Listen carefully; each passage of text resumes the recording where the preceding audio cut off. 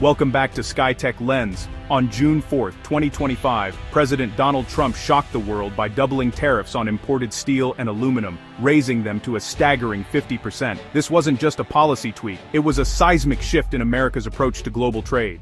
That's not just a tariff, it's an economic earthquake, sending tremors through every industry that relies on metal. The official reason? To protect American jobs and national security, giving domestic producers a fighting chance against cheaper imports. But let's be real, this is a five-alarm fire for any company that relies on metal containers. Suddenly, costs are skyrocketing, and uncertainty is the new normal.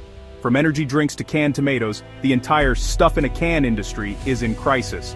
Supermarket shelves, once overflowing with options, now face shortages and price hikes. The administration claims this will revive American metal producers and create jobs, promising a renaissance for U.S. manufacturing. But the real world isn't a simple story. This move triggered chaos across markets. Investors scrambled, and uncertainty rippled through the global economy. Stock tickers went wild. CEOs called their lobbyists, and economists groaned in unison. The phones in Washington and Wall Street rang off the hook. This is the most aggressive protectionist policy since the 1930s. And we all know how that decade turned out. The echoes of the Great Depression are hard to ignore. Slapping a 50% tax on a basic raw material sent shockwaves through industries that depend on stable supply chains. Manufacturers scrambled to find alternatives, but options are limited. While the president promises American-made metal, companies are left staring at their spreadsheets in panic, recalculating costs and bracing for layoffs or price increases. This isn't a targeted strike, it's economic carpet bombing. The fallout is widespread, touching everything from small businesses to multinational giants. And caught in the blast, one of America's most iconic brands, a symbol recognized around the globe. Coca-Cola, a company built on putting brown fizzy liquid in shiny red cans, now faces a crisis that threatens its very business model. Yes, Coca-Cola's problem is now everyone's problem. The ripple effects of this tariff are just beginning to be felt, and the summer is only getting started. Coca-Cola is as American as it gets, and its empire is built on the humble aluminum can. The problem? Billions of cans require aluminum, much of it imported from places like Canada. A 50% tariff on imported aluminum is a direct hit to Coke's core business. The cost of packaging is set to skyrocket, and that cost has to go somewhere. Even a tiny increase multiplied by billions of cans threatens Coke's profit margins. The tariff affects both imported cans and the raw aluminum used by U.S. can makers. Costs that get passed down the line. Coca-Cola, already under fire for plastic pollution, had hoped aluminum cans would be their eco-friendly solution. Now, the greener option is the more expensive one. It's a classic catch-22, served ice cold. Industry leaders aren't mincing words. Across boardrooms and factory floors, there's a growing sense of urgency and frustration. Executives, plant managers, and workers alike are raising their voices, warning that the stakes have never been higher. Coca-Cola's CEO, James Quincey, says, if aluminum costs soar, they'll have to use more plastic bottles, despite their environmental pledges. This isn't just a business decision. It's a move that could set back years of progress in reducing plastic waste, and it's a choice no one wants to make. The Can Manufacturers Institute warns these tariffs will drive up can prices, and those costs will hit consumers. Every soda, every beer, every canned good could soon cost more at the checkout, squeezing families already feeling the pinch. Previous, smaller tariffs already cost the beverage industry billions. This new hike is set to do even more damage. Companies are bracing for layoffs, production cuts, and even plant closures if relief doesn't come soon. The Aluminum Association points out the U.S. simply can't meet its own aluminum demand, even if every smelter reopened tomorrow. Domestic supply falls far short of what's needed to keep shelves stocked and factories running. The industry says, you can't fill a swimming pool with a teaspoon. The gap between what America needs and what it can produce is just too wide to ignore. The policy is based on a fundamental misunderstanding of the global aluminum market. Aluminum is traded worldwide, and supply chains are deeply interconnected. Tariffs can't change that overnight. Coke can weather the storm, but smaller companies can't. For local bottlers and independent brands, these price hikes could be the difference between survival and shutting their doors for good. Packaging is a huge part of their costs, and a sustained price hike will force tough choices. Some may have to cut jobs, reduce product lines, or pass costs to customers, making everyday goods less affordable. The message is clear. This policy is a self-inflicted wound. Instead of strengthening American industry, it risks weakening it from within. It will hurt American businesses and consumers far more than it helps. The ripple effects could be felt in every community, from big cities to small towns. The industry is sounding the alarm, but is anyone in Washington listening? The clock is ticking, and the consequences of inaction could be severe and long-lasting. The president's pitch is simple: if foreign aluminum is too expensive, we'll just make our own. Reality check. Nearly half of U.S. aluminum is imported, mostly from Canada. Smelters aren't garden sheds. They're billion-dollar energy-hungry giants that take years to build. Most U.S. smelters have been shuttered for decades. You can't just flip a switch and restart them. Even if you could, the U.S. lacks the capacity to replace imports.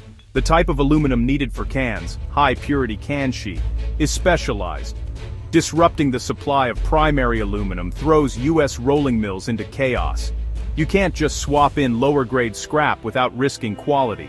When the government says make more, the industry replies, with what? The result? A scramble for dwindling domestic supply, driving prices even higher. Instead of independence, we get a domestic crisis. The policy creates bottlenecks, not booms. American companies are left fighting over scraps. Companies like Coca-Cola now face three bad options. First, switch back to plastic bottles, undoing years of environmental progress and risking public backlash. Second, pass the cost to consumers, making every can of Coke more expensive and risking lost sales. Third, lobby Washington for relief, hoping to reverse or soften the tariffs. None of these choices are good. Each comes with a major downside: environmental, financial, or political. For Coke and others, strategic planning has become damage control. They're caught between expensive aluminum and polluting plastic. The tariff has turned a business challenge into a crisis. This isn't just a Coca-Cola problem. The impact of tariffs on metals like aluminum and steel is far-reaching, touching nearly every corner of American manufacturing and daily life. The tariff shockwaves hit craft brewers, food companies, and appliance makers. Industries that rely on metal packaging and components to get their products to market. Small breweries already operating on razor-thin margins can't absorb a sudden spike in can costs. For many, every penny counts, and a jump in expenses can mean the difference between staying open and shutting down. They can't easily switch to bottles, which require different equipment and supply chains, and passing costs to customers risks losing business in a fiercely competitive market. The tariff could crush one of America's most vibrant entrepreneurial sectors, threatening jobs, local economies, and the unique flavors that small brewers bring to communities. Food companies like Campbell Soup and Del Monte rely on cans for everything from soup to pet food. These companies produce millions of cans each year, and even a small increase in cost per can adds up quickly. A 50% tariff on both steel and aluminum is a double whammy, raising costs on both the cans themselves and the machinery that makes and fills them. Every company that puts a product in a can faces the same brutal math: absorb the cost, raise prices, or find another way. For many, there simply isn't another way. Even appliance makers will see costs rise, as steel and aluminum are essential for everything from refrigerators to microwaves.